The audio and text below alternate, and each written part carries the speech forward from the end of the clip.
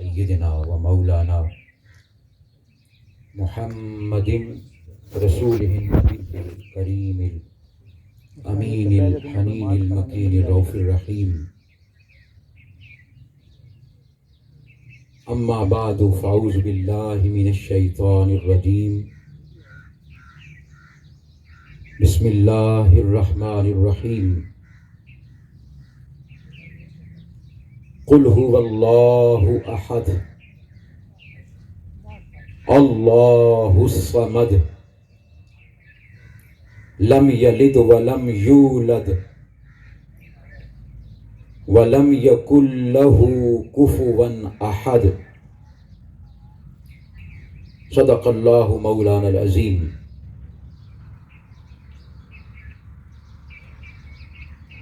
معزز و محترم و مکرم و محتشم قائدین و عمائدین تحریک منہاج القرآن، معززین علاقہ، مہمانان گرامی قدر، بچے، بوڑھے، نوجوان اور میری دائیں جانب موجود میری عزت مآب، عفت مآب مائیں، بہنیں اور بیٹیاں،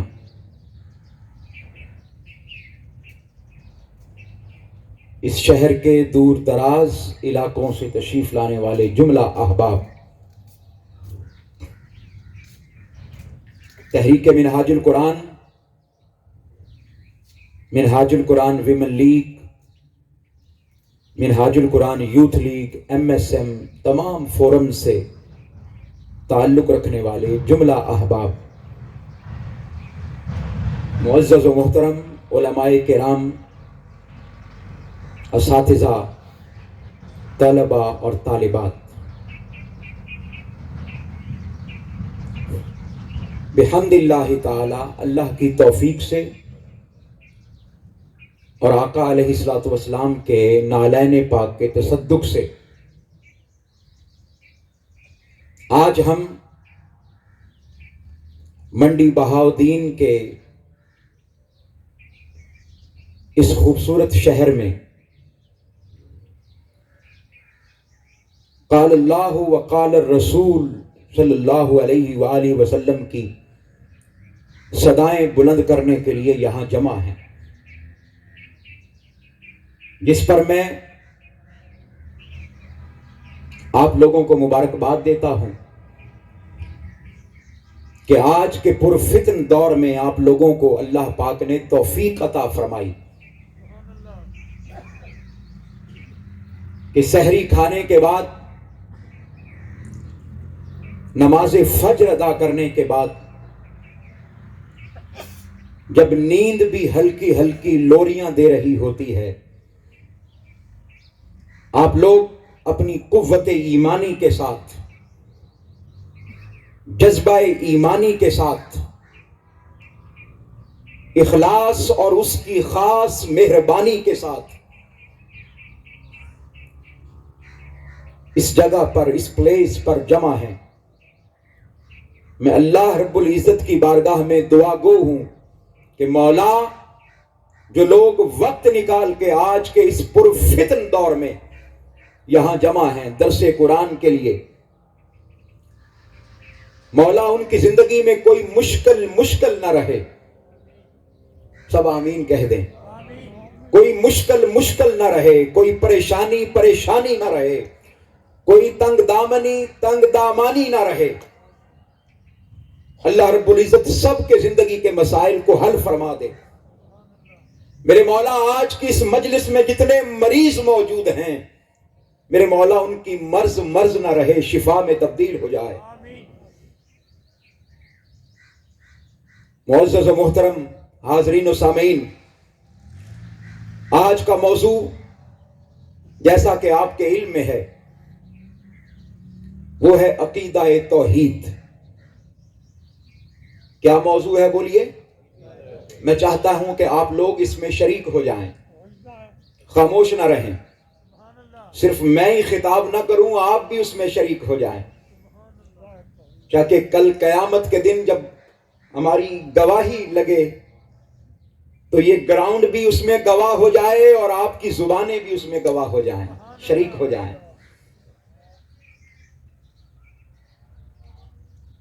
معزز حاضرین و سامعین و حاضرات و سامعات، یہ موضوع عقیدہ توحید کا موضوع، جسے کہا جاتا ہے کہ یہ خشک موضوع ہے، اور 95% یہ موضوع بیان نہیں ہوتا اور بیان کیا نہیں جاتا۔ لوگ بیان کرتے ہوئے نہ جانے کیوں ڈرتے ہیں، اس کا مجھے علم نہیں۔ ہماری آج کی اس مجلس میں ہر طبقہ فکر کے، ہر مسلک کے لوگ موجود ہوں گے یقیناً۔ میں صرف اتنا عرض کروں گا کہ آج اس مجلس میں موجود جملہ احباب ذرا تھوڑی دیر کے لیے اپنے مسلک کے خول سے باہر آ جائیں۔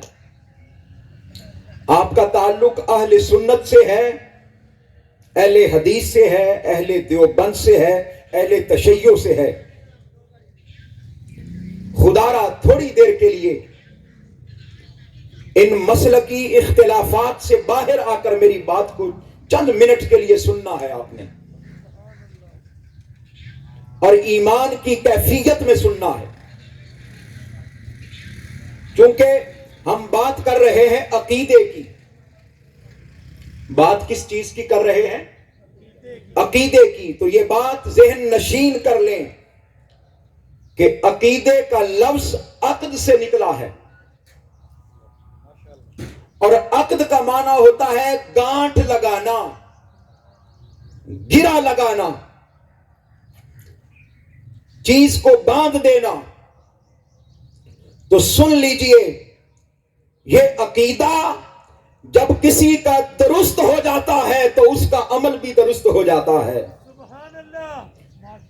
عقیدہ دین کی بنیاد کا نام ہے، عقیدہ ایمان کا نام ہے، عقیدہ خدا کو ماننے کا نام ہے، عقیدہ رسالت کا نام ہے، عقیدہ ایمان کی اس اعلیٰ حالت کا نام ہے کہ جب کسی کا عقیدہ یعنی بنیاد درست ہو جائے تو اس پر کھڑی ہونے والی اعمال کی عمارت بھی صحیح ہو جاتی ہے۔ اور اگر کسی کا عقیدہ درست نہ ہو، بھئی اگر کسی نے دوسری منزل بھی بنا لی ہے اور تیسری بھی بنا لی ہے اور چوتھی بھی بنا لی ہے، آپ اس سے جا کر پوچھیں بھئی آپ نے 3-4 منزلیں کیسے بنا لی؟ وہ کہے گا بھائی میں نے بنیاد بڑی مضبوط بنائی ہے، میں نے اچھا کنکریٹ ڈالا ہے، اچھا سیمنٹ ڈالا ہے، بجری ڈالی ہے، میں نے اتنے فٹ گہرا بنایا ہے، تب جا کے ممکن ہوا ہے کہ اس پر عمارت بڑی کھڑی ہو سکے۔ میں قربان جاؤں، اللہ رب العزت نے بندہ مومن کے ایمان کی بنیاد عقیدے کو بنایا ہے، اور ہمارا عقیدے پر زور ہی نہیں ہے۔ اور یہاں میں آپ کو ایک اور بات عرض کرنا چاہتا ہوں بڑی توجہ سے۔ میں نے کہا مسلکی اختلافات کو تھوڑی دیر کے لیے ذرا سائیڈ پہ کر دیں، ایک اور بات بیان کرنا چاہتا ہوں۔ آج کے دور میں آقا علیہ الصلوۃ والسلام نے فرمایا جب دور فتن آئے گا، لوگ صبح کے وقت ایمان کے ساتھ ہوں گے، اور جب شام ہوگی تو ایمان قلوب سے نکل چکا ہوگا۔ آقا علیہ السلام نے فرمایا یصبح الرجل مؤمنا ویمسی کافرا، اور جب شام ہوگی بستر پر جائے گا تو ایمان کے ساتھ جائے گا، لیکن جب اٹھے گا تو ایمان دلوں سے نکل چکا ہوگا۔ یہ وہ دور ہے۔ تو آج کے دور میں میں آپ کو بڑی اہم بات بتاتا ہوں، پلے باندھ کے جائیے گا۔ یہ تحریک منہاج القرآن کا فیض ہے کہ یہاں پر ایسے ایسے موضوعات رکھے جاتے ہیں جو عام ڈسکس نہیں کیے جاتے۔ یہ دل کے پھپولے ہیں جو آپ سے بیان کر رہا ہوں، یہ دل کے زخم ہیں جو آپ تک پہنچا رہا ہوں۔ ایسے موضوعات کو ٹچ نہیں کیا جاتا، ایسے موضوعات کو بیان نہیں کیا جاتا کہ جس سے نئی نسل کی آبیاری ہو سکے، جس سے ذہن کھل سکیں، جس سے ذہنوں کی کشادگی میسر آ سکے، آبیاری میسر آ سکے۔ سنیں، آج کے دور میں یہ بات ذہن نشین کر لیں، سب سے بڑا عملہ وہ عمل پر نہیں ہوتا، عقیدے پر ہوتا ہے۔ بے شک حملہ عمل پر نہیں ہے۔ واہ واہ ہر کوئی ایک دوسرے سے زیادہ عبادت کرنے کی کوشش کرتا ہے، ایسے ہی ہے نا؟ بے شک کوئی کہتا ہے امامہ اس رنگ کا باندھ لیں، کوئی کہتا ہے جی لباس اس طرح کا پہن لیں۔ آقا علیہ الصلوۃ والسلام کی ہر سنت کو زندہ کرنے کی کوشش کی جاتی ہے۔ سبحان اللہ ہر کوئی اپنی اپنی داڑھی کی فکر کرتا ہے، امامے کی فکر کرتا ہے، جبے، اور یہ عمل ہے، یہ کیا ہے بولیے؟ عمل نوافل کی فکر کرتا ہے، عبادات کی فکر کرتا ہے۔ کوئی کہتا ہے اوابین بھی پڑھ لو، کوئی کہتا ہے تہجد بھی پڑھ لو۔ اس پر حملہ نہیں ہے، کوئی مخالفت نہیں کرتا۔ ہاں، حملہ کس پر ہے؟ عمل پر حملہ نہیں ہے لوگوں، عقیدے پر حملہ ہے۔ واہ واہ حملہ عمل پر نہیں ہے۔ کئی جماعتیں، کئی تحریکیں وہ عمل کو بچانے کی کوشش کرتی ہیں، عمل کے پرچار کی کوشش کرتی ہیں، لیکن سنیے جو بات بتانا چاہتا ہوں، سمجھانا چاہتا ہوں، آپ کے دلوں میں راسخ کرنا چاہتا ہوں، اور پہلے نقطے کے طور پر بیان کرنا چاہتا ہوں، وہ یہ کہ آج کے دور میں عمل تو بچ ہی رہا ہے، لیکن افسوس یہ ہے کہ عقیدے کمزور ہو گئے۔ جب عقیدے کمزور ہو گئے، اگر درخت کی جڑ کمزور ہو، درخت کی جڑ کیا ہو؟ کمزور ہو، کھوکھلی ہو، اس پر پتے نہیں لگ سکتے، اس پر پھل نہیں لگ سکتا، اس پر ثمر نہیں لگ سکتا، وہ بار آور نہیں ہو سکتے۔ لوگوں سنو، جس کا عقیدہ اچھا نہیں ہے، جس کا عقیدہ درست نہیں ہے، اس کے عمل کا بھی کوئی فائدہ نہیں۔ سبحان اللہ ماشاء اللہ تو آج ہمیں یہ عہد کرنا ہے کہ سب سے پہلے اپنے عقیدے کی فکر کریں۔ کس کی فکر کریں؟ یہ میری مائیں، بہنیں، بیٹیاں بیٹھی ہیں، اپنے عقیدے کی فکر کریں۔ آج ہمیں دیکھنا ہوگا کہ میرا بیٹا، میری بیٹی کس کی صحبت میں بیٹھتی ہے۔ ہم یہ تو فکر کرتے ہیں کہ میرا بیٹا کسی اچھے اسکول میں پڑھنا چاہیے، میری بیٹی کسی اچھے مدرسے میں جانی چاہیے، اچھا استاذ ہو، لاکھوں روپیہ خرچ کرتے ہیں۔ یہ کبھی بودر ہی نہیں کرتے کہ میرا بیٹا، میری بیٹی کا استاذ کون ہے، اس کی صحبت کیا ہے، وہ بیٹھتی کس مجلس میں ہے، اس کی دوست کون ہے، اس کی سہیلی کون ہے۔ کوئی کسی کا عقیدہ تو خراب نہیں کر رہا۔ کیا میرے بیٹے، میری بیٹی کا دوست، سہیلی، اس کا عقیدہ قادیانیوں والا عقیدہ تو نہیں ہے، مرزائیت والا عقیدہ تو نہیں ہے، عقیدے خراب کرنے والا عقیدہ تو نہیں ہے؟ مجھے ایمان سے بتائیں، کون آج کے دور میں اس بات کی فکر کرتا ہے؟ تو عقیدے درست کر لیں، عقیدے کیا کر لیں؟ درست کر لیں، اور غنیمت جانیں کہ یہ چراغ جل رہے ہیں۔ آج کے دور میں کوئی چراغ جل رہا ہے۔ میرا سوال ہے آپ سے، کیا درس قرآن کی دعوت دینا صرف منہاج القرآن کے لوگوں کا کام ہے؟ بتائیے بھائی، کیا ہم نے سب نے قبر میں نہیں جانا؟ کیا یہ وسیم ہمایوں صاحب کا کام ہے کہ وہ جائیں؟ کیا میری بہنوں اور بیٹیوں جو منہاج القرآن کی ہیں ان کا کام ہے؟ ان کے دست و بازو جو ان کی ٹیم ہے اس کا کام ہے، آپ لوگوں کا کام نہیں ہے؟ نہیں، خدا را ہوش کے ناخن لیں، اپنی عقلوں، اپنی سمجھوں پر پڑے ہوئے پردوں کو جانچیں، پرکھیں، اور پھر ان کو توڑ دیں، ہٹا دیں۔ کہیں ایسا نہ ہو کہ دیر ہو جائے۔ عقیدہ توحید کو فقط خشک مضمون کہہ کر بتانے والے اور سمجھانے والے، خدا را ہوش کے ناخن لو۔ میں اپنے لوگوں کی زیادہ بات کر رہا ہوں، اپنے لوگوں کی زیادہ بات کر رہا ہوں۔ ہوش کے ناخن لیں۔ تم نے آج تک خشک توحید سنی ہے، آؤ آج حضور سیدی شیخ الاسلام کے شاگرد سے ایک تر توحید کی بات بھی سن لو. ہائے ہائے، تر توحید کی بھی بات سن لو. تم خشک توحید کی بات کرتے ہو، خشک مضمون کی بات کرتے ہو. عقیدہ توحید جو دین اسلام کی بنیاد ہے، اساس ہے، بیسک ہے، فاؤنڈیشن ہے، اگر یہ عقیدہ درست نہ ہوا تو باقی سارے عقائد بھی درست نہیں ہوں گے. ان میں بھی فلو رہ جائے گا، خامی رہ جائے گی، نقص رہ جائے گا. وقت میرے پاس انتہائی کم ہے، میں تھوڑے سے وقت میں زیادہ بات کرنا چاہتا ہوں. میں نے آج کی گفتگو کے لیے قرآن مجید فرقان حمید کی سورہ اخلاص، کیا نام ہے بولیے، پھر بولیے کیا نام ہے. ذرا ایک دفعہ میں پڑھتا ہوں، میرے بعد آپ نے پڑھنا ہے، میرے بعد آپ نے بولیے پڑھنا ہے، اور درست انداز میں پڑھنا ہے، کیونکہ یہ سورہ مبارکہ اللہ رب العزت کو بہت عزیز ہے، بہت پیاری ہے، اور ثلث قرآن ہے. قرآن مجید کا تیسرا حصہ ہے، اور جو کوئی 3 مرتبہ پڑھ لیتا ہے اس کو پورے قرآن مجید کا ثواب نصیب ہو جاتا ہے. ایک صحابی ہر نماز میں سورہ اخلاص پڑھتے تھے، ہر نماز میں جماعت کرواتے ہوئے. صحابہ نے حضور کی بارگاہ میں شکایت کی، یا رسول اللہ فلاں صحابی ہر نماز میں یہی سورہ مبارکہ پڑھتا ہے.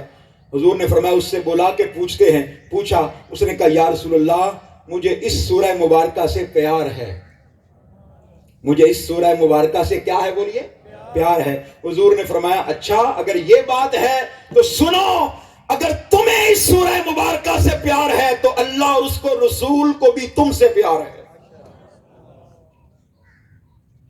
پڑھیے ذرا، اعوذ باللہ من الشیطان الرجیم،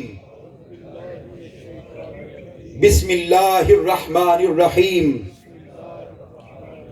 قل هو اللہ احد. قل موٹا کاف ہے، موٹا کاف، اور اگر اس کو آپ باریک پڑھ دیں گے کتاب والے کاف سے تو سن لیں اس کا معنی ہی غلط ہو جائے گا. کل کا معنی ہے قل موٹا کاف، اس کا معنی ہے محبوب فرما دیجئے، اور اگر باریک کاف سے پڑھیں گے تو اس کا معنی ہو جائے گا کھا لیجئے. How much the meaning is changed, کتنا معنی غلط ہو گیا. پھر ہم ثواب کی امید رکھتے ہیں، ہم تو ثواب لینے گئے تھے، الٹا عذاب خرید کے آ گئے. قل هو اللہ احد اللہ الصمد. یہ سین نہیں ہے، سواد ہے، سین نہیں ہے بولیے کیا ہے، سواد. اور اس کو موٹا کر کے پڑھنا ہے اللہ الصمد لم یلد، لم یالد نہیں کہہ رہا میں، لم یلد ولم یولد، لم یولد نہیں کہہ رہا، لم یولد ولم یکن لہ، کل لاہ نہیں کہہ رہا میں، اس کو درست کر لیں، یہ بہت بڑی غلطی ہے جو ہم کرتے ہیں. وَلَمْ يَكُنْ لَهُ، تھوڑی دیر کے لیے رک جائیں. وَلَمْ يَكُنْ لَهُ، لاہو پڑھ رہے ہیں، لاہو، لاہو، ذرا سب مل کر بولیں لاہو. یوں سمجھ لیجئے کہ یہ کلاس ہو رہی ہے. وَلَمْ يَكُنْ لَهُ کفواً احد. الحمدللہ ثم الحمدللہ. یہ سورہ مبارکہ، اس کو سورہ توحید بھی کہتے ہیں. کیا کہتے ہیں بولیے، پھر بولیے کیا کہتے ہیں. اور سورہ اخلاص بھی کہتے ہیں. 2 نام معروف ہیں اس کے، سورہ توحید بھی اور سورہ اخلاص بھی. یہاں پر یہ بات بڑی توجہ سے سنیے گا. میں چاہتا ہوں کہ آج کچھ سبق یاد کر کے جائیں یہاں سے.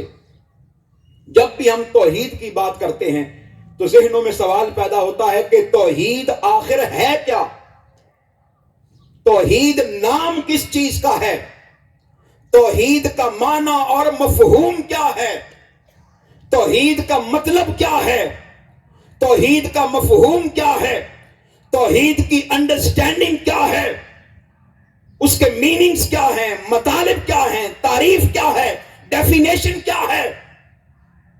یہ بڑا مطلب ہے ہمارا. میں 3 لفظ یاد کروانا چاہتا ہوں آپ کو. کریں گے یاد؟ سن لیں. ایک لفظ ہے وحدت. کیا لفظ ہے بولیے؟ پھر بولیے کیا؟ اور ایک ہے وحدانیت. پھر بولیے. ایک لفظ کیا ہے؟ وحدت. سب لوگ مل کر بولیں. کیا لفظ ہے بولیے؟ آج شرم حیا ہٹا دیں، سب مل کر بولیں. اور یہاں اس ہاکی گراؤنڈ میں اللہ کی توحید کا ہر طرف ذکر ہی ہو جائے.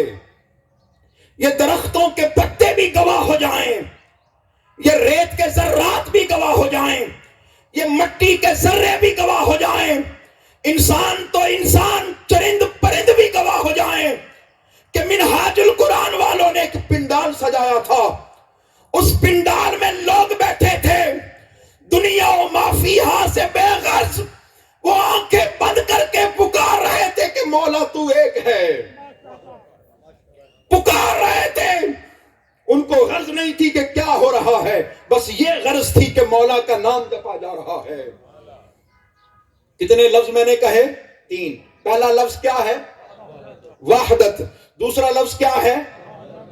وحدانیت. اور تیسرا لفظ ہے توحید.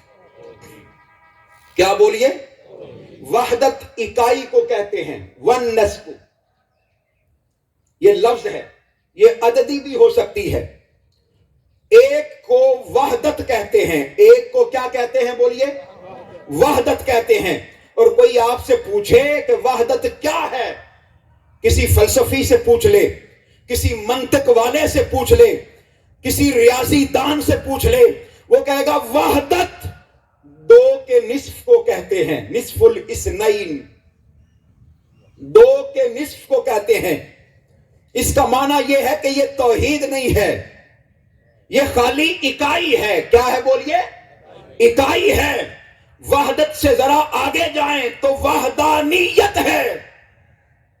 سن لیں، وحدت اکائی کا نام تھا، وحدانیت یہ نظریے کا نام ہے. کس کا نام ہے بولیے؟ نظریے کا نام ہے. یہ ڈاکٹرائن کا نام ہے. آپ کو میں بڑا آسان کر دیتا ہوں. جو شخص علم والا ہو، فضل والا ہو، وہ کسی اور ذریعے سے، کسی اور علم سے اس نتیجے پر پہنچ جائے کہ اللہ ایک ہے، اس نتیجے پر پہنچ جائے کہ اللہ ایک ہے، اس کو وحدانیت کہتے ہیں. کوئی ریاضی دان تھا، وہ کیلکولیشنز کرتا رہا، جمع تفریق کرتا رہا، بالآخر اس نتیجے پر پہنچا کہ وحدانیت ہے، وہ ایک ہے. تو اب یہ عقیدہ نہیں ہے، یہ نظریہ ہے. میں بڑی باریک بات بڑے آسان انداز میں سمجھانا چاہتا ہوں تاکہ آپ میں سے ہر کوئی منہاج القرآن کی یہ خیرات لے کر جائے. کوئی فلسفی تھا، وہ ساری زندگی تحقیق کرتا رہا، ریسرچ کرتا رہا، کتابیں پڑھتا رہا، بالآخر اس نتیجے پر پہنچا کہ وہ کیا ہے، تو یہ نظریہ ہے. کوئی منطقی تھا، ساری زندگی تحقیق کرتا رہا، پڑھتا رہا، فلسفہ بیان کرتا رہا، اس نتیجے پر پہنچا کہ خدا ایک ہے. یہ نظریہ ہے، یہ ڈاکٹرائن ہے، یہ فکر ہے، اور یہ تبدیل ہوتا رہے گا. ڈارون کی تھیوری آپ نے سن رکھی ہے، ڈارون کا نظریہ سن رکھا ہے کہ پہلے کوئی تجربہ ہوتا ہے، تجربے کے بعد مشاہدہ ہوتا ہے، پھر کوئی مفروضہ بنتا ہے، پھر جا کر کسی جگہ پر پہنچتا ہے، اور پھر نظریہ بنتا ہے. لیکن ساتھ وہ یہ بھی کہتا ہے کہ یہ میرا نظریہ ہے، کوئی اس سے بہتر نظریہ لے آئے تو میں تبدیل کر لوں گا اپنی سوچ کو. اپنی سوچ کو کیا کر لوں گا؟ تبدیل کر لوں گا. میں نے کہا کہ ایک ہے وحدت، ایک ہے وحدانیت، اور ایک ہے توحید. ہم وحدت کو بھی مانتے ہیں، ہم وحدانیت کو بھی مانتے ہیں، سب کو مانتے ہیں. لیکن سنو، یہ سارے نظریات ہیں، ہم نظریات کے قائل تو ہیں لیکن ان کو حتمی نہیں مانتے، حتمی ہم عقیدے کو مانتے ہیں۔ حتمی ہم کس کو مانتے ہیں؟ عقیدے کو مانتے ہیں۔ اور سن لیں، عقیدہ نہ وحدت کا نام ہے، عقیدہ نہ وحدانیت کا نام ہے، عقیدہ توحید کا نام ہے۔ عقیدہ کس چیز کا نام ہے؟ توحید کا نام ہے۔ آپ مجھ سے پوچھیں گے علامہ صاحب بتائیں تو صحیح، پھر یہ عقیدہ ہوتا کیا ہے، یہ توحید ہے کیا؟ آپ کہہ رہے ہیں کہ وحدت بھی نہیں ہے، آپ کہہ رہے ہیں وحدانیت بھی نہیں ہے، آپ کہہ رہے ہیں کہ احدیت بھی نہیں ہے، آپ کہہ رہے ہیں کہ ونس بھی نہیں ہے، پھر یہ توحید کیا ہے؟ تو سن لو، اگر علم اس کی ذات کا کسی اور ذریعے سے ملے تو وحدانیت ہوگی، اور اگر اس کے ایک ہونے کا علم مصطفیٰ کی زبان سے ملے تو توحید ہوگی۔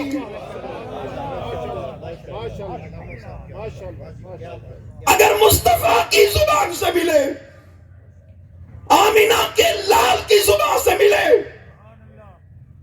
عبداللہ کے آنکھ کے تارے کی زبان سے ملے، ساری کائنات کے سردار کی زبان سے ملے، خدا کی عزت کی قسم تم عقیدہ توحید سے مصطفیٰ کو نکال ہی نہیں سکتے۔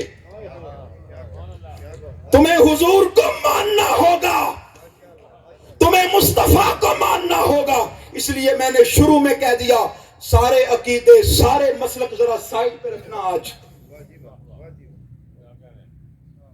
عقیدہ وہ ہوگا اور عقیدہ توحید وہ ہوگا۔ اللہ پاک نے اس لیے اس سورہ مبارکہ کا نام عقیدہ توحید رکھا یا خالص اخلاص رکھا۔ بھئی ملاوٹ والی چیز تو ہر جگہ سے مل جاتی ہے نا، بولیے ملاوٹ والی چیز۔ اور بڑی حیرانی کی بات ہے، قرآن مجید میں عقیدہ توحید کا آغاز اس سورہ مبارکہ میں وہ هو اللہ احد ہے۔ کیا ہے بولیے؟ وہ اللہ، پھر بولیے ایک ہے۔ وہ اللہ کیا ہے بولیے؟ ایک ہے۔ عقیدہ توحید تو یہاں سے شروع ہو رہا تھا۔ یہ شروع میں جو اللہ پاک نے کل کا لفظ بیان فرمایا یہ کیا ہے؟ کبھی سوچا؟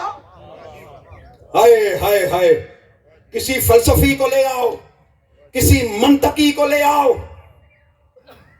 کسی بھی شخصیت کو لے کر آؤ، اسے کہو کہ ساری زندگی هو اللہ احد، هو اللہ احد، هو اللہ احد کے رٹے لگاتا رہے، پڑھائی کرتا رہے، درس دیتا رہے۔ سنو، وہ وحدت تو ہو سکتی ہے، وہ وحدانیت تو ہو سکتی ہے، وہ نظریہ تو ہو سکتا ہے، وہ فلسفہ تو ہو سکتا ہے، وہ منطق تو ہو سکتی ہے، لیکن عقیدہ نہیں ہو سکتا۔ وہ عقیدہ نہیں ہو سکتا۔ سنو، وہ عقیدہ کب بنے گا؟ جب مصطفیٰ کی زبان آئے گی، جب مصطفیٰ کا قول آئے گا۔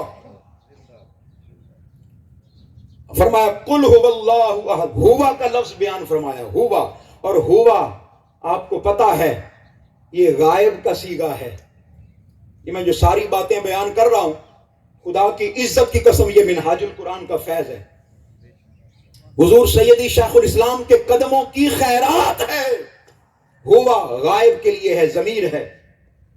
جب ہم کسی قریب کی بات کرتے ہیں تو ہم کہتے ہیں یہ، اور جب ہم دور کی بات کرتے ہیں تو ہم کہتے ہیں وہ۔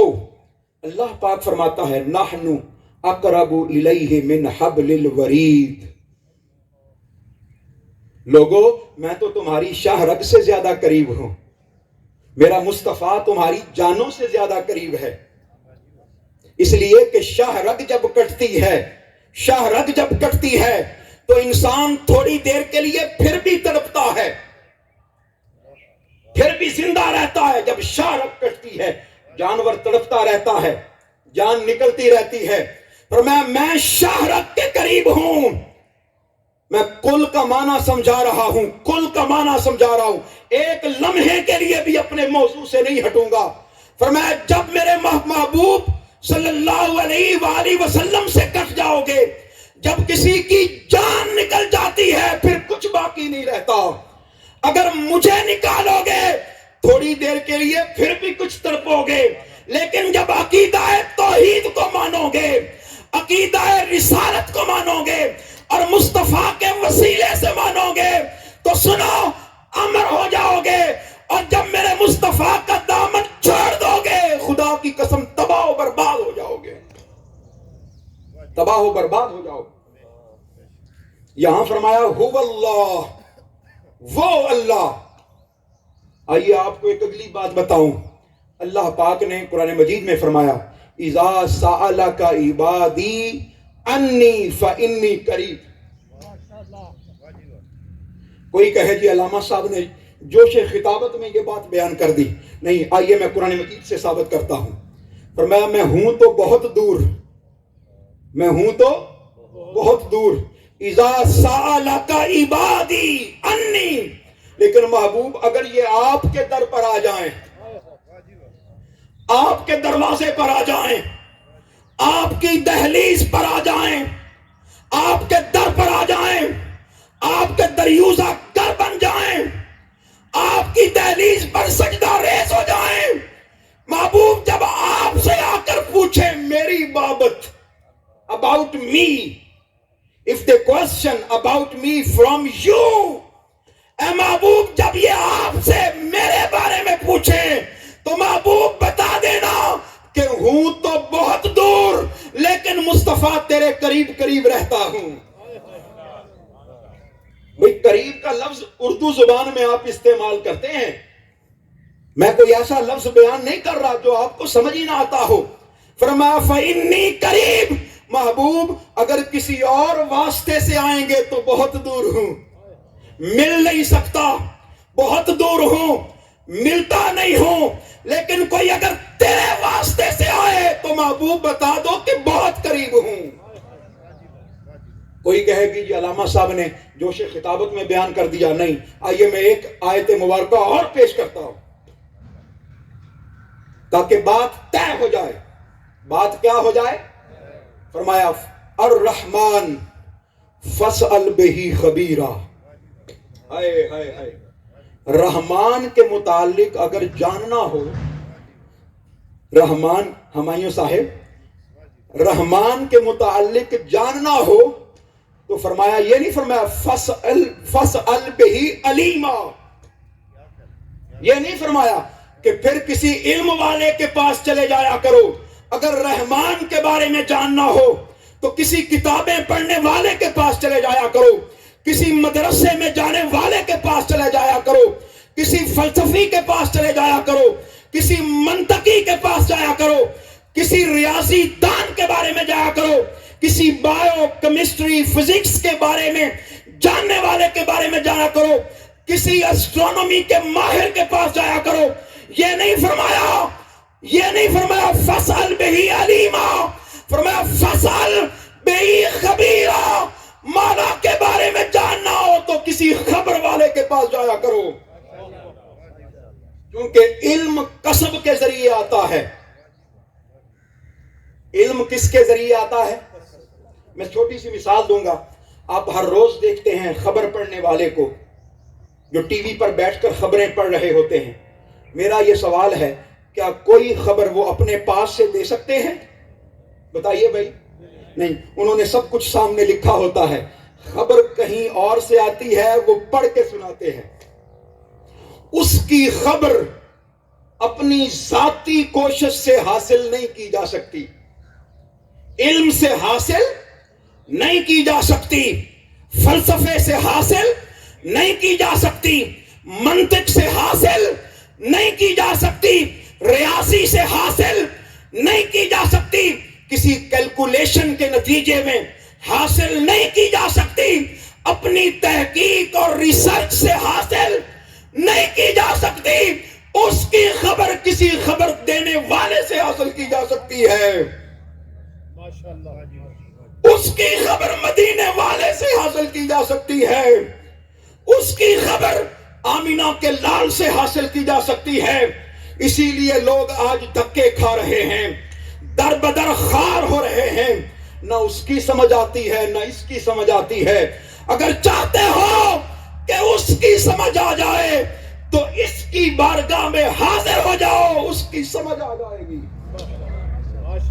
میرے پاس اتنے دلائل ہیں کہ اگر دلائل دینا شروع کر دوں تو خدا کی عزت کی قسم سارا دن بیت جائے، لیکن میں اختتام کی طرف جانا چاہتا ہوں۔ پھر جب مصطفیٰ نے اس کی خبر دی، پھر کیا ہوا؟ بڑی عجیب بات بتانے لگا ہوں۔ اللہ رب العزت کو ماننے والے بہت تھے، اور اس کے علاوہ بھی کئی معبودان باطلہ کو ماننے والے بہت تھے۔ میں بڑی اہم بات بتاتا ہوں، بڑی اہم بات، اور اس کو تحفہ سمجھیے گا آج کے دن کا۔ معبودان باطلہ کو ماننے والے بولیے بہت تھے، بہت تھے، بہت تھے۔ کوئی سورج کو مان رہا تھا، کوئی چاند کے سامنے سجدہ ریز تھا، کوئی درختوں کی پوجا کر رہا تھا، کوئی گائے اور جانور کی پوجا کر رہا تھا۔ اس کو ماننے والے بھی تھے اور اس کے علاوہ اور چیزوں کو ماننے والے بھی تھے۔ جب مصطفیٰ تشریف لائے، انبیاء علیہ السلام ان کے خلاف جہاد کرتے رہے، شرک کے خلاف جہاد کرتے رہے، لیکن کسی نے دعویٰ نہیں کیا کہ ہم یہ جنگ جیت گئے۔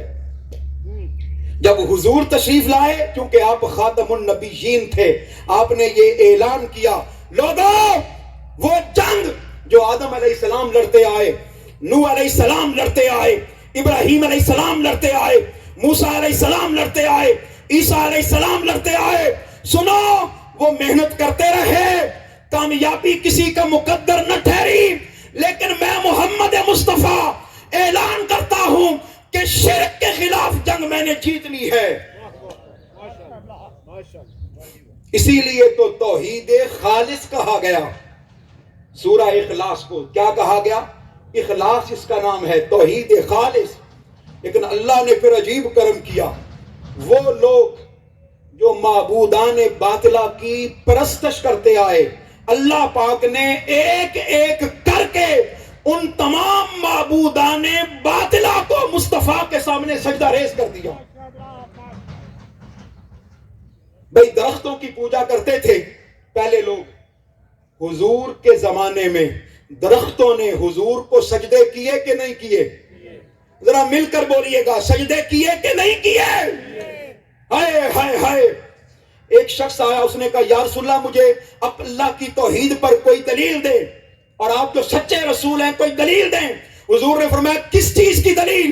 وہ یوں یوں نظر دوڑانے لگا، سامنے اس کو درخت نظر آیا، اس نے کہا یا رسول اللہ اس درخت سے دلیل دے دیں، گواہی دلوا دیں۔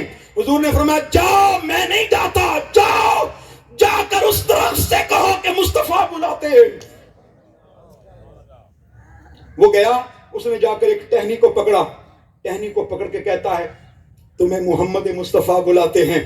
حدیث پاک میں آتا ہے کہ وہ درخت وہ جھکا، اس نے اپنی ایک کل سیدھی کی، پھر دوسری جانب سے جڑیں اکھاڑی، اکھاڑ کے جس طرح کوئی تابع فرمان غلام ہوتا ہے اس طرح اس کافر کے ساتھ چل پڑا، اپنی جڑیں اکھاڑتے ہوئے چل پڑا، اور آ کر مصطفیٰ کے قدموں پر سجدہ ریز ہو گیا اور کہا یا رسول اللہ انی اشہد اللہ الہ الا اللہ واشہد انک محمد رسول اللہ۔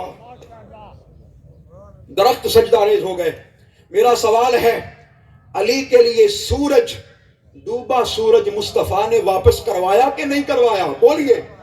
آج سیدہ کائنات کا دن ہے، سیدہ کائنات کا یوم وصال ہے۔ ادھر ادھر جانے والوں میری مائیں بہنیں بیٹیاں موجود ہیں۔ سیدہ کائنات، آپ کو خدا کی ذات پر کتنا یقین تھا، آپ کا عقیدہ کتنا پختہ تھا۔ آج ہم بیٹیوں کو سمجھا کے بیچتے ہیں کہ فلاں آسائش ملے تو ٹھیک، نہیں تو واپس آ جانا،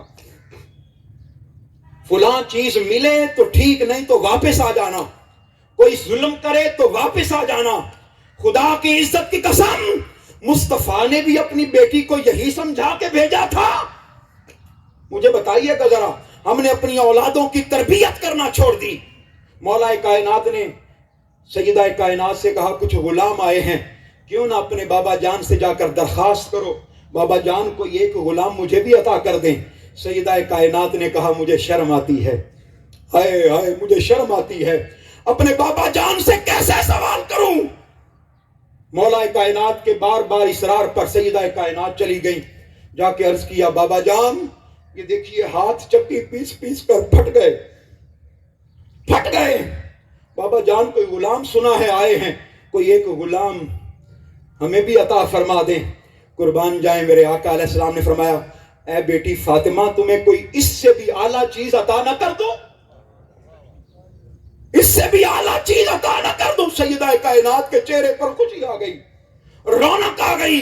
فرمایا اے فاطمہ کبھی سبحان اللہ پڑھ لیا کرو، کبھی الحمدللہ پڑھ لیا کرو، کبھی اللہ اکبر کے نعرے لگا لیا کرو. مجھے ایمان سے بتانا عقیدہ توحید اس سے بڑھ کے کیا ہے؟ مجھے بتائیے تو صحیح نا، میرے کان میں بات تو ڈالے نا. اگر اس کائنات کی سب سے افضل ترین خاتون، سب سے وہ خاتون کہ جب قیامت کے دن نفسا نفسی کا عالم ہوگا، کسی میں جرت نہیں ہوگی کہ کسی کی طرف آنکھ اٹھا کے دیکھے. ارے اس وقت یہ اعلان کیا جائے گا یا اہل المعشر غضوا ابصارکم ان فاطمہ ابن محمد بنت محمد تمر. اے لوگو اہل معشر اپنی نگاہوں کو نیچے کر لو کہ فاطمہ بنت محمد کا گزر ہو رہا ہے. ان کا عقیدہ توحید دیکھیں. درخت نے مصطفیٰ کی بارگاہ میں سجدے کیے، سورج نے حضور کی بارگاہ میں سجدہ کیا. کیا حضور نے چاند کے 2 ٹکڑے نہیں کیے؟ بولیے نا، چاند کے 2 ٹکڑے مصطفیٰ نے کیے صلی اللہ علیہ وسلم. حضرت عباس حضور کے چچا، آپ کہتے ہیں ایک دن کہنے لگے یا رسول اللہ میں آپ کو ایک عجیب بات بتاؤں. آپ قبیلہ بنو سعد میں حضرت حلیمہ کے گھر تھے، چھوٹے سے تھے آپ. میں نے سوچا کہ آج اپنے بھتیجے محمد کی زیارت کر کے آتا ہوں. یا رسول اللہ میں گیا، آپ پنگھوڑے میں لیٹے تھے اور آپ کی انگلی یوں اٹھی ہوئی تھی. یا رسول اللہ میں نے منظر دیکھا، جدھر جدھر پنگھوڑا ہل رہا تھا، جدھر جدھر آپ کی انگلی ہلتی تھی چاند بھی ادھر ادھر جاتا تھا. ہائے ہائے چاند بھی ادھر ادھر جاتا تھا. قربان جائیں میرے مصطفیٰ نے فرمایا چچا عباس یہ تو کوئی بات ہی نہیں ہے، کیونکہ میرے ساتھ کوئی کھیلنے والا نہیں تھا. اللہ پاک نے میرے لیے کھلونا آسمانوں کا چاند بنا دیا، چاند بنا دیا. پھر چچا میں آپ کو اس سے عجیب بات نہ بتاؤں؟ جی چچا نے کہا بھتیجے محمد بتاؤ.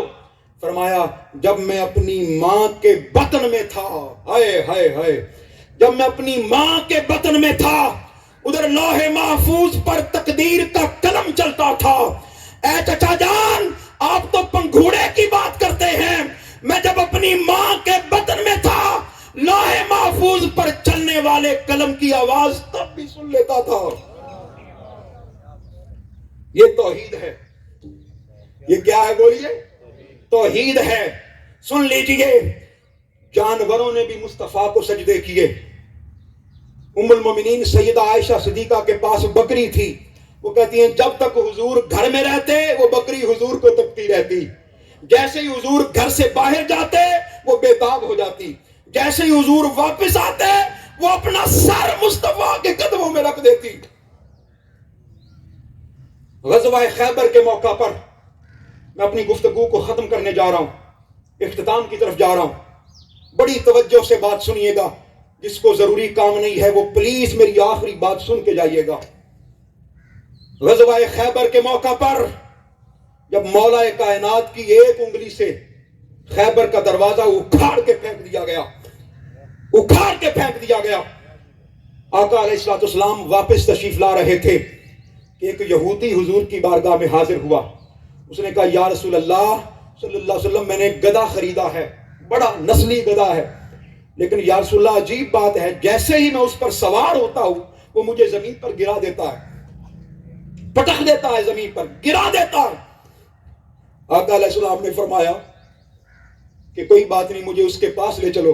میں کبھی کبھی سوچتا ہوں اس یہودی کا عقیدہ بھی یہ تھا کہ یہ خالی انسانوں کے نبی نہیں ہے، یہ جانوروں کے بھی نبی ہے۔ پتہ نہیں آج لوگ عقیدہ کہاں سے لے کر آتے ہیں۔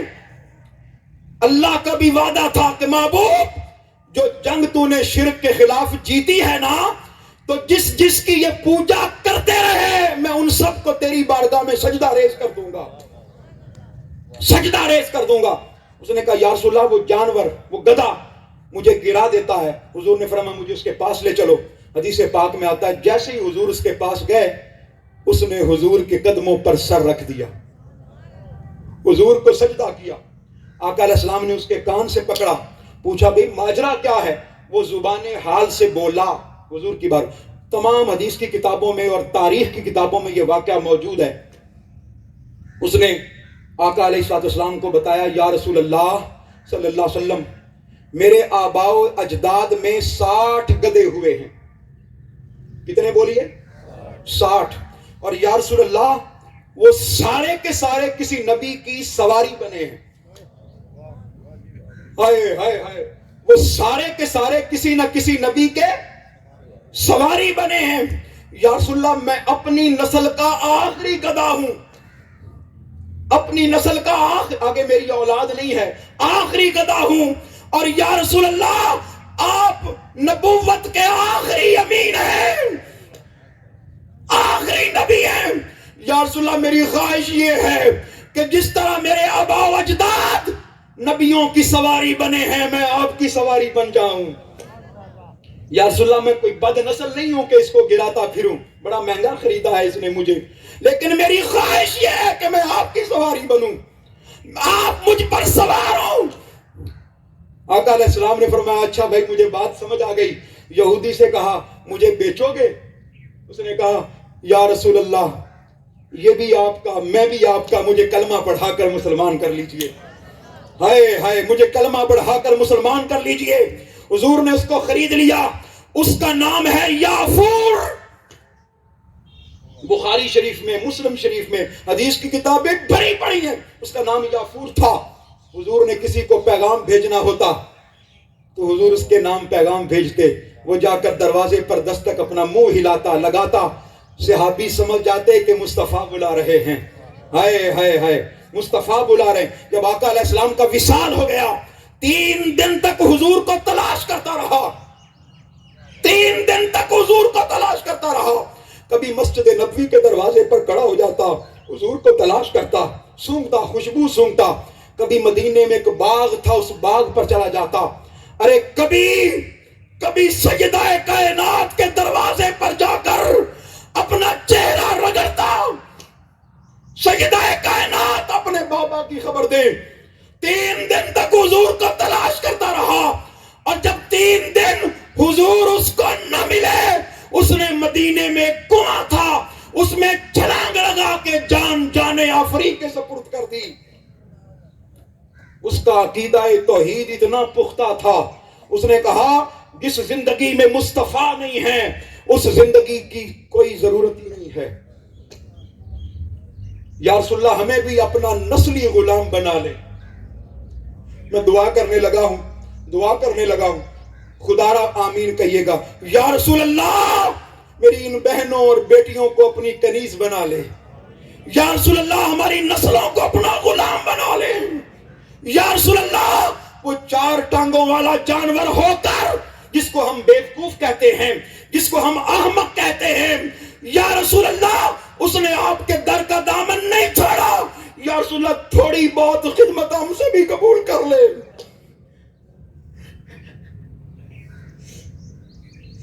یا رسول اللہ یہ خدمت ہم سے بھی قبول کر لے۔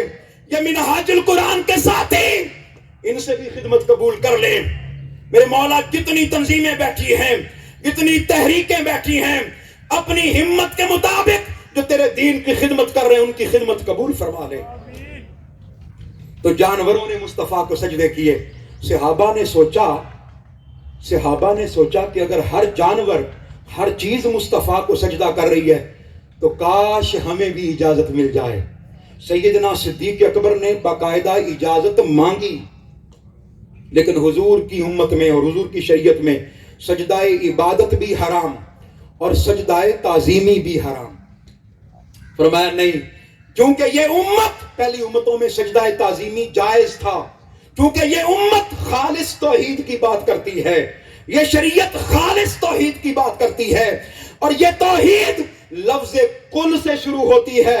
فرمایا نہیں، یہ اتنی خالص ہے، یہ اتنی پاکیزہ ہے، یہ اتنی عظیم ہے کہ اس شریعت میں سجدہ تعظیمی بھی جائز نہیں ہے.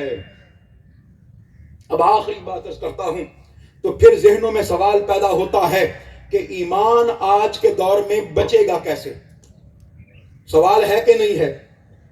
بھئی سب بولیں سوال ہے کہ نہیں کہ آج کے دور میں پھر ایمان کیسے بچے گا؟ سن لیں، میں آخری بات کرتا ہوں اور گفتگو ختم کر دوں گا، اور آخر میں چھوٹا سا پیغام دوں گا. آج کے دور میں ایمان اور عقیدہ وہ مصطفیٰ کے دامن سے لپٹ جانے سے ملے گا، سبحان اللہ.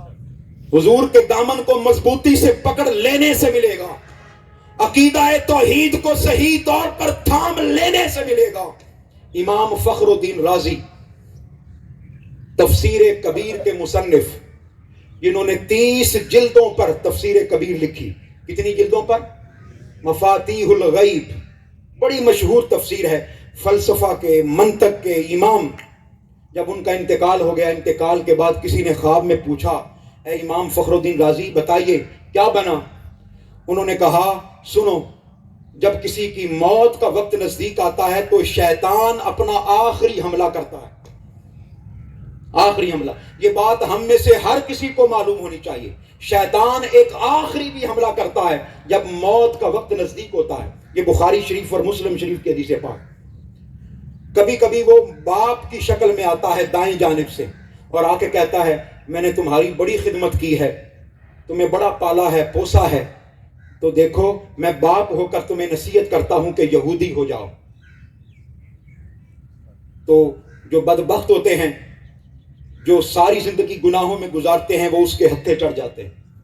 اور اگر حملہ کامیاب ہو جائے تو ٹھیک، نہیں تو بائیں جانب سے آتا ہے ماں کی شکل میں اور آ کے کہتا ہے کہ میں تمہیں خشک جگہ پر سلاتی رہی، خود میں گیلی جگہ پر سوتی رہی، تمہاری بڑی خدمت کی ہے، تمہیں دودھ پلایا ہے، دودھ کی لاج رکھ لو اور عیسائی ہو جاؤ. تو کئی لوگ پھنس جاتے ہیں. اسی لیے فرمایا کہ جب کسی کی آخری وقت، آخری لمحات آئیں تو اس کے پاس سورہ یاسین پڑھے، کلمہ طیبہ پڑھے، سورتیں پڑھے اونچی آواز سے بلند، تاکہ اس کی زبان پر کلمہ طیبہ جاری ہو جائے. تو امام فخر الدین رازی سے پوچھا گیا کہ بتائیے آپ کا آخری وقت. انہوں نے کہا، شیطان اس وقت میرے پاس آ گیا. امام فخر الدین رازی کے پاس اللہ کی توحید پر 100 عقلی دلائل تھے. کتنے بولیے؟ 100 عقلی دلائل. کیونکہ ساری زندگی فلسفہ، منطق پڑھایا، کتابیں لکھی، 100 عقلی دلائل آپ کے پاس تھے. شیطان آ گیا، حملہ کر دیا. اس نے کہا اللہ کے وجود پر کوئی دلیل دو. آپ نے پہلی دلیل پیش کی، اور آپ کو پتا ہے شیطان بھی بہت بڑا عالم تھا، فرشتوں کا استاذ تھا. اس نے اس دلیل کو رد کر دیا. آپ نے دوسری دلیل دی، تیسری دی، چوتھی دی، پانچویں دی، 10ویں دی. وہ رد کرتا رہا، یہاں تک کہ 20 دلائل دیے، اس نے رد کر دیے. 30 دیے، 50 دیے، 60 دیے، 70، 80، 90، 99 دلائل آپ نے دیے. کس پر؟ توحید پر، اللہ کے وجود پر، وجود باری تعالی پر. 99 دلائل دیے، اس نے رد کر دیے. قریب تھا کہ آپ آخری دلیل بھی دیتے اور وہ کیا کرتا؟ رد کر دیتا، اور آپ ایمان سے جاتے رہتے. بس زبان کھولنے ہی لگے تھے کہ آپ کے شیخ حضرت نجم الدین کبریٰ آپ کی آنکھوں کے سامنے آ گئے. میں بتانا چاہتا ہوں کہ آج کے دور میں عقیدہ کیسے بچے گا؟ عقیدہ کیسے بچے گا؟ شیخ نجم الدین کبریٰ آنکھوں کے سامنے آ گئے. فرمایا، فخر الدین، اب اللہ کے وجود پر، توحید پر کوئی عقلی دلیل نہ دینا اور یہ کہو، اس شیطان مردود سے کہو کہ میں اللہ کو کسی دلیل کی بنا پر نہیں مانتا، میں تو مصطفیٰ کے کہنے سے مانتا ہوں، میں تو مصطفیٰ کے قول سے مانتا ہوں۔ میں نے قل هو اللہ سے بات شروع کی تھی اور قل هو اللہ پہ ختم کر رہا ہوں۔ مصطفیٰ کے کہنے پر خدا کو مانو، مصطفیٰ کی ذات کو مان کر خدا کو مانو، مصطفیٰ کی سیرت کو مان کر خدا کی سیرت کو مانو، خدا کی شان کو مانو، خدا کی عظمت کو مانو، مصطفیٰ کا ذکر کر کے خدا کا ذکر کرو، مصطفیٰ سے محبت کر کے خدا سے محبت کرو۔ اور آج کے دور میں تحریک منہاج القرآن سیدی شیخ الاسلام، جنہوں نے عقائد کی درستگی کے لیے، ایمان کی درستی کے لیے اور قرآن مجید کو درست کرنے کے لیے 1000 سے زائد کتابیں لکھ دی ہیں، 10,000 سے زائد خطابات کر دیے ہیں، ایک ڈھیر لگا دیا ہے، انبار لگا دیا ہے۔ خدا کی عزت کی قسم، آج کے دور میں اگر عقیدہ بچانا ہے تو منہاج القرآن کے دامن میں آ جاؤ، اگر ایمان بچانا ہے تو مصطفیٰ کی اس تحریک بپا کی ہوئی تحریک کے دامن میں آ جاؤ، آؤ اس تحریک کے رفیق بن جاؤ، اس تحریک کے ساتھی بن جاؤ۔ خدا کی عزت کی قسم، یہ تحریک تمہاری نسلوں کا ایمان بھی بچا لے گا، تمہاری نسلوں کا ایمان بھی بچا لے گی۔ اللہ پاک، اور آخر میں ایک تحفہ دینا چاہتا ہوں، قبول کریں گے؟ کریں گے قبول؟ سن لیں، تحریک منہاج القرآن کا شعبہ کورسز جس سے میرا تعلق ہے، ہم ایک کورس کرواتے ہیں، ڈپلومہ ان قرآن سٹڈیز۔ کیا کورس کا نام ہے؟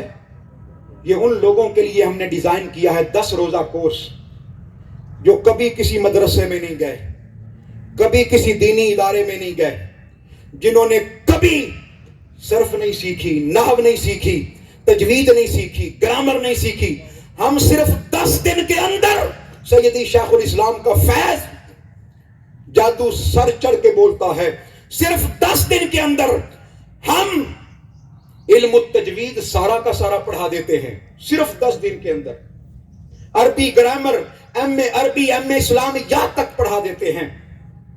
پھر ترجمہ القرآن کی ایسی ایسی ٹیکنیکس شیئر کرتے ہیں کہ جو کوئی یہ 10 دن کا کورس ہمارے پاس کر لیتا ہے، بحمد اللہ تعالی وہ 80 سے 90% قرآن مجید کا ترجمہ کرنے کے خود قابل ہو جاتا ہے۔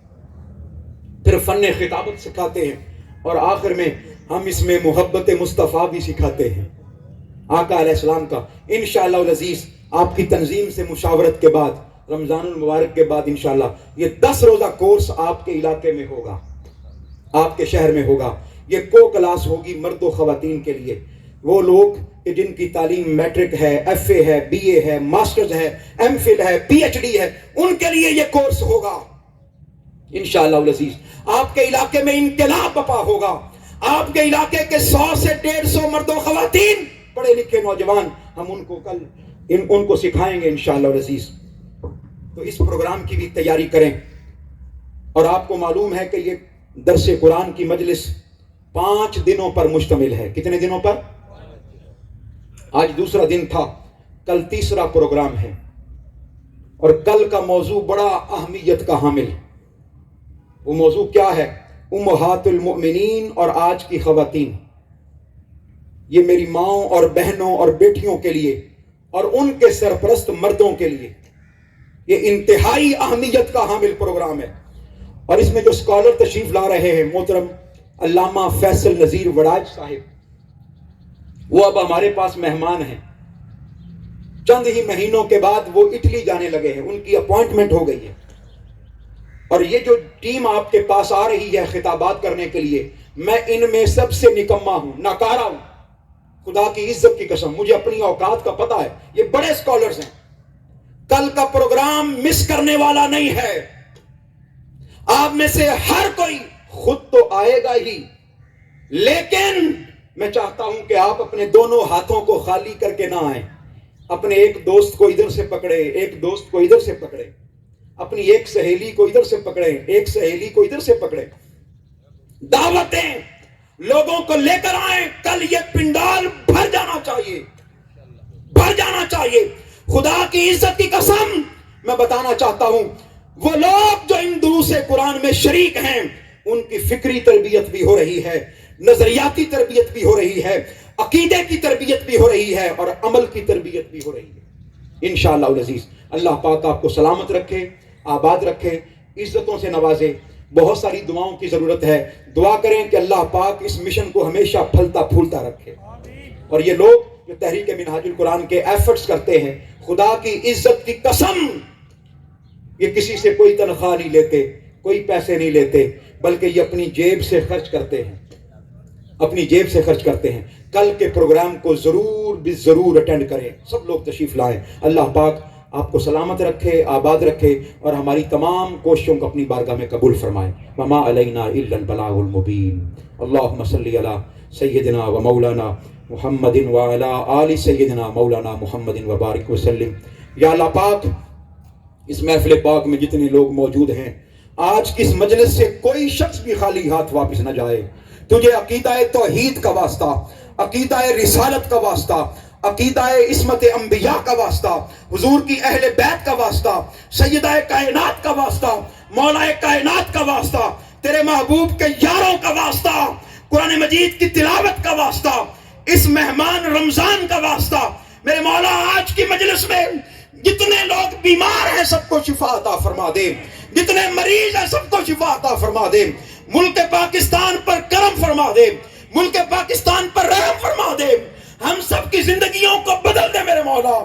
مصطفی انقلاب کا سویرا طلوع فرما دے. سیدی شیخ الاسلام کو عمر خضر عطا فرما دے. ہماری دعاؤں کو اپنی بارگاہ میں قبول فرما لے میرے مولا. ہم سب کی دعاؤں کو قبول فرما لے. جن کے پاس اولاد نہیں ان کو اولاد عطا فرما, جن کے پاس بیٹے نہیں ان کو بیٹے عطا فرما, جن کے پاس رزق حلال نہیں ان کو رزق حلال عطا فرما, رزق حرام سے بچنے کی توفیق عطا فرما. جس کے دل میں جو خواہش تمنا آرزو ہے میرے مولا پوری فرما دے. مصطفی انقلاب کا سویرا جلد طلوع فرما دے. حضور سیدی شیخ الاسلام کی زندگی میں مصطفی انقلاب کا سویرا طلوع فرما دے. صلی اللہ تبارک و تعالی خیر خلقہ محمد. لا الہ الا اللہ.